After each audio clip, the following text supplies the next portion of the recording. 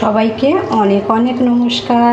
আজকে চলে এসেছি নতুন রেসিপি নিয়ে, গন্ধরাজ লেবু দিয়ে ডাল। কড়াইতে জল বসিয়ে দিয়েছি, এই জলের মধ্যে জলটা গরম হয়ে গেছে। এবার ডাল দিয়ে দেব।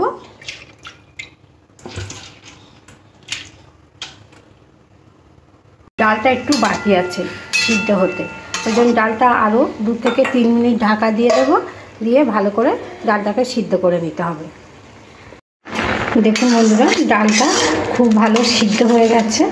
ডালটাকে একটু মিশিয়ে নিতে হবে, এইভাবে একটু ভালো করে মিশিয়ে নিতে হবে।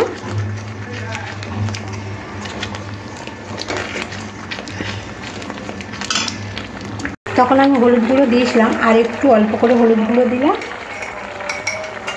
আর স্বাদ অনুযায়ী নুন দিতে হবে। নুনটা মনে হচ্ছে আর একটু লাগবে, নুনটা একটু চেক করে দিলে খুব ভালো হয়। যেখানে আর একটু নুন দিয়ে দিলাম।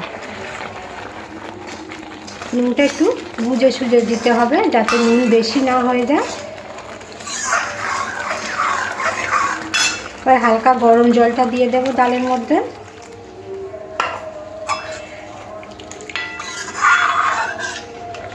ডালটা খুব পাতলাও বানাবো না, খুব ঘনও বানাবো না, ঠিক ডালটা এরকমই রাখবো।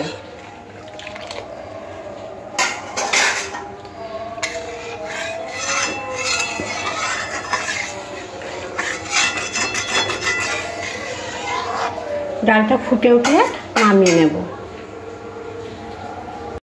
ডালটা ফুটে উঠেছে, ডালটাকে এবারে নামিয়ে নিতে হবে। তারপরে নামাবার পরে কড়াটা ভালো করে পরিষ্কার করে নেব। এরপরে কড়ার মধ্যে তেল দিয়ে দেব। তেলটাকে ভালো গরম করে নিতে হবে। তেলটা গরম করার পরে এই যে 2খানা লঙ্কা মাঝখান থেকে কেটে দিলাম। লঙ্কাটা একটু লাল করে ভাজতে হবে। লঙ্কার সাথে সাথে এই যে রাঁধুনির ফোড়ন দেব। রাঁধুনিটা ফোড়ন দিলে ডালটা খেতে খুব সুন্দর হয়। রাঁধুনির একটা গন্ধটা খুব সুন্দর। দেখুন লঙ্কাটা লাল হয়ে গেছে, তারপরে ডালটা দিয়ে দিতে হবে।